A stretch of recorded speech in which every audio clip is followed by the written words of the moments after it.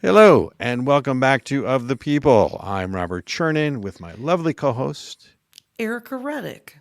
and we are truly thrilled to have joining us today the chairman of the New Hampshire Grand Old Party, Live Free or Die, Chairman Chris Ager. Mr. Chairman, welcome to Of the People. Hey, thank you. It's always a pleasure to see you both again. Yes. Absolutely. And some exciting news in New Hampshire, right? There's all this buzz around the First in the Nation Summit that you personally put together.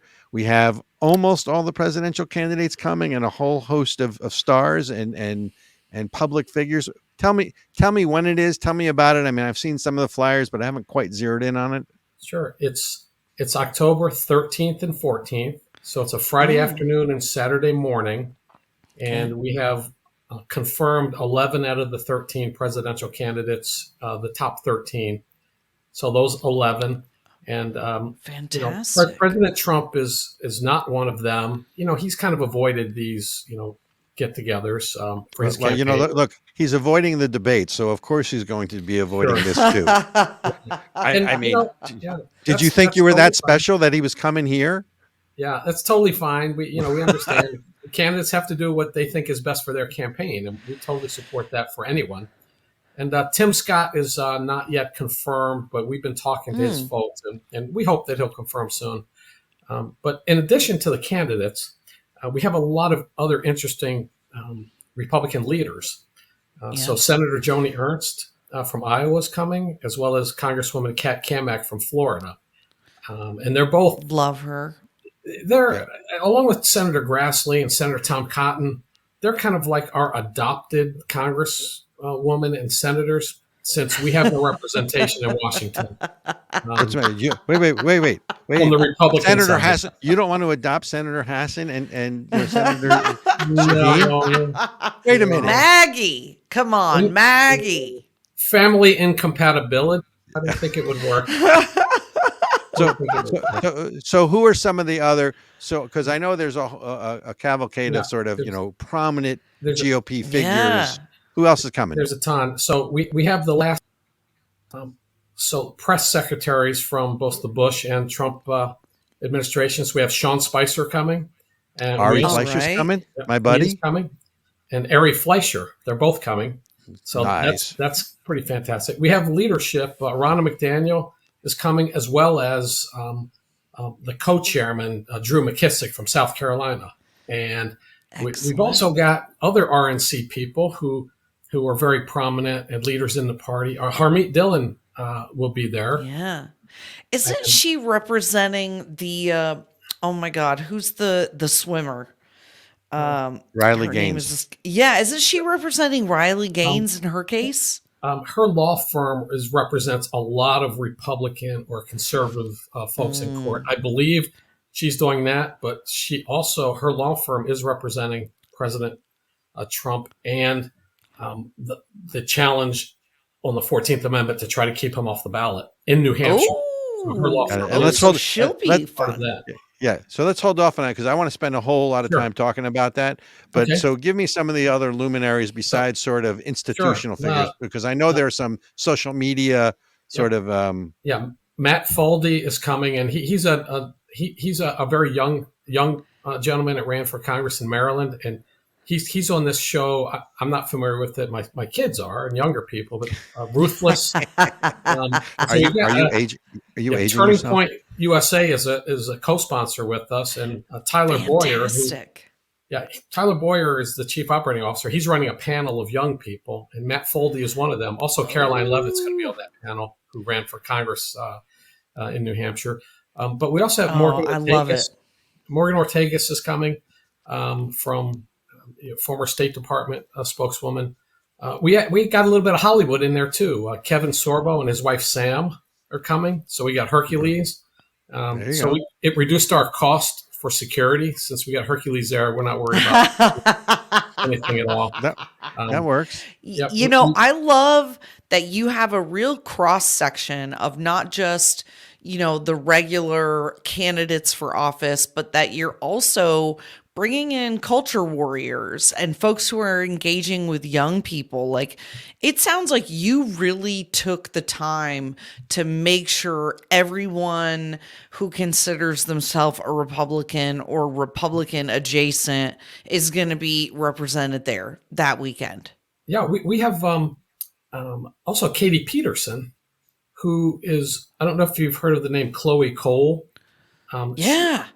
So she's a young lady who was convinced at a young age to have these mutilation surgeries. The gender transition. Yep. But she's speaking, and she's a local. She's very effective. We're looking forward to her speaking as well.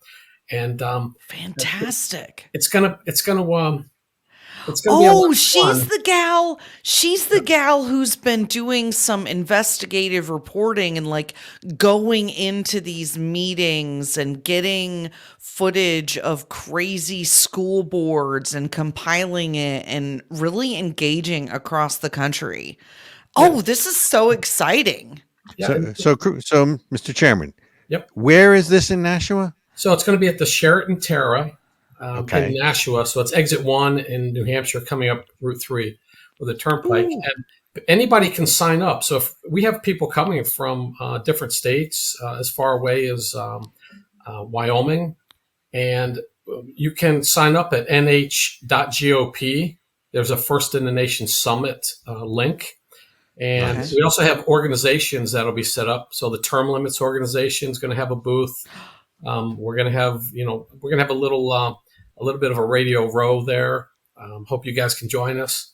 And fantastic. We're going to have receptions and breaks in between some of the speakers as well, because we know people want to network, is not just sit there and watch speeches back to back, but network with some of these people. Like Kevin Sorbo is going to sign some books. We know that. But we've got, Lee Zeldin also. He hasn't been to New Hampshire that I'm aware of. And so having him come in is really interesting as well. But we have a big NH.GOP is the website. NH.GOP. People can go to the First in the Nation Summit. It's got to be like a banner on your page or something. Mm-hmm. Events. They can click the link, sign up, get tickets. Yep.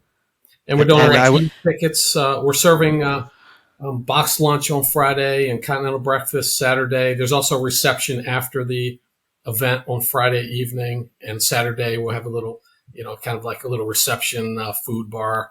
And so we want to make it fun as well as informative and do a lot of networking as well. Mr. Chairman, you're a class act. This sounds like a great event. Folks, First in the Nation Summit. Right. Friday, October 13th in the evening, and starts 14th, at 6. Yeah. 6, it starts at 1 o'clock. 1 o'clock Friday afternoon, and then it starts 1 o'clock to about 8 o'clock, and then Saturday morning 8:30 to about 1. And if you can't make it right at 1 o'clock, that's okay. You can come in a little bit later on Friday. And our whole itinerary, minute by minute, who's speaking when, that should be posted by tomorrow morning. So fantastic. We also have universities represented. We invited college Republicans from all the universities in New Hampshire to come, and we have sponsors for those folks. And so we really want to network with college Republicans, Turning Point, some of the more senior Republicans, some of the thought leaders out there across the country, and kind of put it all together for people to help promote the cause going into 2024. So we're really excited about it. It's going to be a lot of fun. You know what it sounds like? There's that old expression is, doesn't matter if you're there. It only matters if you're not there. There you go. This sounds like one of those events. So folks, First in the Nation Summit, New Hampshire, live free or die. Be there Friday the 13th, Saturday, October 14th. Now, Mr. Chairman, I want to jump to this whole 14th Amendment. Yes, that's been going on fascinated in New Hampshire. by this. So what's the latest? What's going on? And I happen, just so you know, since the radio people can't see me, but the podcast people, I have my little constitution here because I want to go into this whole 14th Amendment. What's going on? What's the latest in New Hampshire? So we had 2 filings from an individual challenging President Trump's ability to be on the ballot based on the 14th Amendment insurrection clause.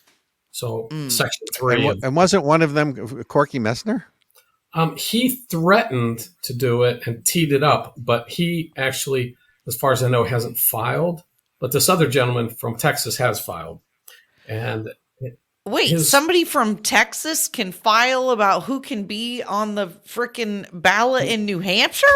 We have a free country and people are free to do things that stupid things, right? Exactly. Yeah, that should not be allowed. You can't say that, Mr. Chairman, but I can. That is dumb. I don't know why Texas has any right to tell New Hampshire what to do. Right. Yeah. But anyway, by the way, the banter between Eric and I, Mr. Chairman, is why people love tuning into us, because there are no sacred cows. So we have to call out Texas, even though that's her home state. Well, I'm in Texas right now, and he hasn't come to me yet. He hasn't found me yet. All right. So this knucklehead from Texas. Can I use the word knucklehead? The knucklehead from Texas files. So what's happening? There was the first filing was in our state superior court, Merrimack County Superior Court, and the Attorney General and the Secretary of State looked at the claim. I mean, you have to look at it. You take every court filing seriously, even some of them that aren't serious. Do you never know, though? Really? So they had a press conference last week, the Secretary of State, and said their determination was that the 14th Amendment really didn't apply to our primary, who's going to be on the ballot, because it says you can't serve. And what we're doing is we're voting to pick delegates for a party convention. That's really what we're doing in our primary. So he said, it doesn't really apply to us. And, who can serve as president, ultimately that would be up to the voters in the Supreme Court. So we pretty much looked at the Superior Court one and said, it doesn't really apply to us. So we're moving forward. And I thought it on the state Superior Court, but then there was a filing in federal court for an emergency injunction to stop. Of course. The state party, we intervened on behalf of the voters of New Hampshire to say, hey, no, let us pick who we want to send our delegates to the National Convention. Let us pick who we want to pick, go to the National Convention. And then after that, if somebody decides something different, that's not us. But in New Hampshire, just leave us alone. Live free or die. Leave us alone. Let us pick who we want to pick. And it's kind of ridiculous because you look at the 14th Amendment insurrection, they were really talking about the Civil War. But if you look at the 5th Amendment and the 14th, some of the legal arguments, I'm not a lawyer, thank goodness, but some of the folks are saying, hey, you have to have due process. President Trump, none of the Republican candidates have been convicted. And so innocent until proven guilty, due process. Exactly. There's no emergency injunction for something that might happen. And even if it did, so let me just really quickly, as I'm thinking about this, right? So really what we're doing, like you said, is picking the delegates. And for a lot of people, I don't think they understand the Electoral College and how the Electoral College works. So worst case scenario. That's because we don't teach civics anymore. Right. But technically speaking, you're picking your delegates, right? And so New Hampshire says we pick a Republican candidate. You go to the convention. In theory, if by then something has happened and President Trump is convicted, you could still pick a different candidate. Right? Like the delegates. Wait. The faithless electors? What are we talking about? I mean, yeah. So let's say President Trump wins the primary, and then the delegates go to the convention, and somewhere in between there, President Trump actually gets convicted of insurrection. Then the delegates could pick whoever came in second. So I think in theory. Am I digging into the weeds too much? Am I being too nerdy right now? No, I don't think you could be too nerdy. It's okay. Yes, you can. Yes, you can. So our primary date is likely January 23rd, Okay. unless the Democrats in Iowa do something crazy that forces our Secretary of State to reconsider. And we're working through that, but I'm hoping it's January 23rd, a week after Iowa. So we pick Okay. 22 delegates in New Hampshire to go to the National Convention. And they're apportioned by our state rules and the RNC rules. And so let's say, one candidate gets 11, another candidate gets 11. Okay, that's how we pick delegates to go to the state convention based on who they picked in the primary, the percentages. There's other little rules like you have to get above 10% to get any delegates at all, and then they apportion them. Let us pick those people. Let us pick them. Don't interfere with us. If we got to the national convention and something changed, and the people that you vote, that you're a delegate for, they say, hey, you're released, you don't have to vote, or something happened, it's possible at the convention that those votes something could happen. But generally, our people are committed to whatever delegate that they were selected to represent, or the candidate. But so is there a state law that it could? Yeah. Is there a state law that requires that the delegates vote for who they were appointed to vote for? Yeah, because every state's different. Yeah. Right. Some states it's required. Some states it's silent. Some. So in our state, if you're a delegate representing a candidate, then you vote for that candidate until you're released.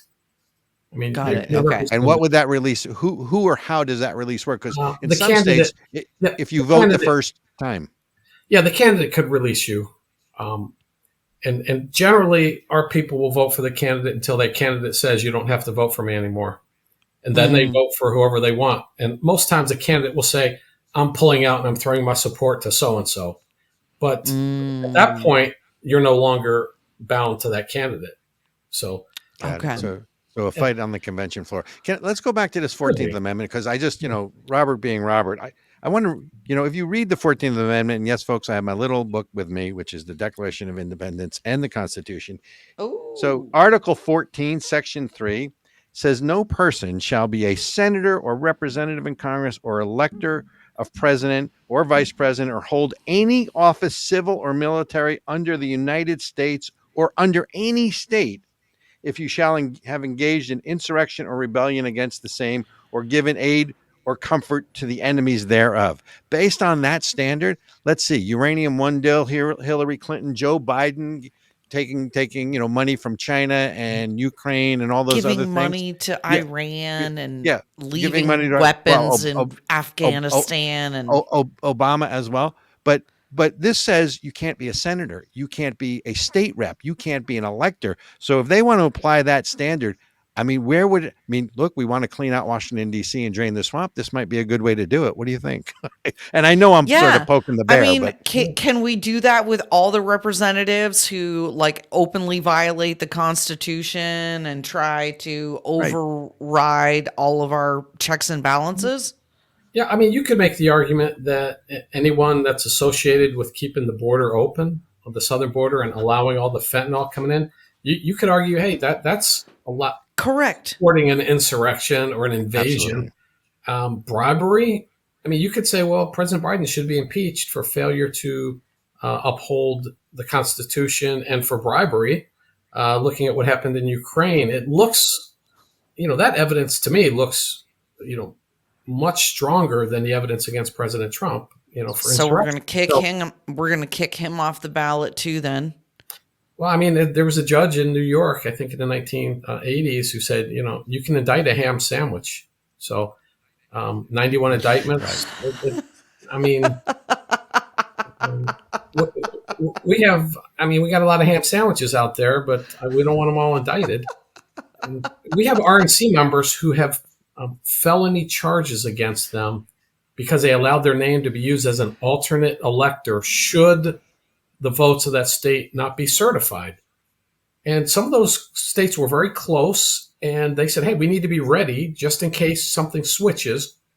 Just because they had their name on there and they signed a document to be an alternate elector, they have felony charges racking up hundreds of thousands of dollars of bills for legal services.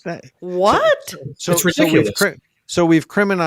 We're criminalizing politics, right? And politics look, what's the old expression? Politics is really like sausage making, right? It's this ugly process, but if done properly, the end product is, a delicious, sweet thing in theory. So we're there. So there are RNC committee men or women that have felony charges because they agreed to be an alternate elector just in case the original electors weren't seated. Correct. Wow. This happened in at least Michigan and Georgia. They're really coming down. I think one of them has eight felony charges based on that one. Oh my allowance gosh. of their name to be used. This is why, a friend of mine literally called me this week and was like, "Can you explain to me exactly what a banana republic is?" And I, I'm starting to feel like what was your response? I said, well, technically it's when the government, like when the people like really officially lose all faith in the government and the rule of law can't be trusted and, everything is just like failing. And she goes, "Oh, so a lot like what the United States is starting to look like." And I couldn't really argue. And when I hear stuff like this, Chairman Ager, I go, this feels like Banana Republic territory. We had another RNC member who was the chairman of the state committee. He had the law enforcement show up at their house in the early morning hours, and no notice, no intimidation there. All their computers and cell phones. Well, this is like political warfare, and the other side is just gone too far. And so I'm prepared for anybody that steps forward. They're going to put a microscope on you and charge you with something. Even if they don't get a conviction, the process, the penalty. Yeah. You're going to go defending yourself. They want to intimidate good people from stepping forward and participating in the process because it's their process. And look, and this is, in all fairness, Mr. Chairman, this is not you talking. This is me talking. So let's be clear, listeners, that this is Robert's opinion. But the enemy is so far inside the gate right now, they don't even have to pretend anymore. Right. Yeah. And that's my concern in all of this is the system only changes when good people step forward and participate, whether it's at the state level, local, state, federal level. And good people don't want to step forward because they're afraid of this kind of crap. Yeah. Well, and I think we might have stepped on a statement there a little bit. Chairman, I think you said the punishment is the process. So, or the process is the punishment, to say it more even directly. Is like they don't even care if they get a conviction. They just want you to be punished for even being part of the process. Yeah, it seems pretty clear to me that they want to make examples out of people, and I think, like Robert said, intimidate others. Right. And the reason for the First Amendment was not for people to say nice things out in public. It protected tough political speech. I mean, really like hard-hitting political speech is what it was designed for. Things that might make you uncomfortable. But that was what it was intended for. And now the Democrats and the institution, the Department of Justice, is being misabused, if that's even a word. They're using that to kind of criminalize political speech. And exactly right. It's kind of disheartening, but I'm not discouraged. I'm kind of encouraged because people aren't going away. People are saying, no, you might want to call me a domestic terrorist because I went to a school board meeting, but you're not gonna frighten me. So even more people are stepping forward, which is great. It's a great sign for us. It's almost like them being so brazen with the attacks is actually waking more people up to the problems of the system. Yeah, and I think you can. The American people are like a big bear. We're generally kind of pretty gentle and quiet. But I mean, I think you can only poke the bear so many times. And average people are they get it now. They're looking at what's happening and they're going, what the heck? And so the best way to do something is to get involved in your politics and help get people elected who think like you. That's the best thing you can do, because then you can have meaningful change. And in New England, it's going to be a little bit different than it is, say, in the Southeast. We might have to be a little bit more incremental here. Federal seats in New England, 1 out of 33 Republican. Susan Collins. Yeah. 1 out of 33, Susan Collins. So we're not going to turn around 20 or 30 right away, but we're going to have to start chipping away at that. And hopefully this year we'll be able to do it. Well, let's talk about local elections, right? I know that in New Hampshire, the House is almost evenly divided, and we haven't done so well on the Republican side with the special elections. There is one more coming up. Why don't you tell our listeners, because don't forget, we are in the middle of New Hampshire in terms of where most of our listeners are, and the importance of this, even though they can't vote in this election, but they can certainly support it, right? Because I think it's Hillsborough, or is it Nashua? We have right now, if you go from Maryland to Maine, there's only one Republican-controlled state in the state house. That's New Hampshire. We're the only one from Maryland to Maine. And, we hold the House, Senate, and the governor. The Senate, 14-10, is relatively stable. The House right now is 400 people, 198 Republicans. 199 Republicans, 198 Democrats, and 3 vacant seats. Wow. So those 3 vacant seats will have special elections. One is already determined. That's going to be coming up in November. And that's Nashua Ward 4. And why is that one already determined? Well, they've determined the election date for that one because it's been vacant for a while. Got it. So that's a heavily Democratic district, which, could, if the Democrats win, could put us in a tie. Then there's 2 more that became vacant last week up in the north part of the state in Coos County. So let's just say we had a 199 to 199 in January. We're likely to have 2 more special elections. If somebody wins, if we split them, it's a 200 to 200 Mexican standoff. And who's the tiebreaker? Once the party wins both, then they'll go 201 to 199. Wow. How do you govern? How do you legislate in a tie? Is there similar to the U.S. Senate where the vice president breaks the tie? Who breaks the tie in New Hampshire? The governor? I don't think you break a tie. I think the House has to figure out how to govern itself with the split group. It could be they cut a deal and say, hey, you get to be speaker, and but you got to split the committee chairmanships. It could be some kind of arrangement, but the House has to figure that out if it happens. We're hoping it doesn't happen. Well, and Governor Sununu isn't running again next year either, right? So that means your governorship is going to be a wide open race. Yep. That's true. And we have 2 very good, competent candidates running for governor right now. The former Senate President Chuck Morse and former U.S. Senator Kelly Ayotte.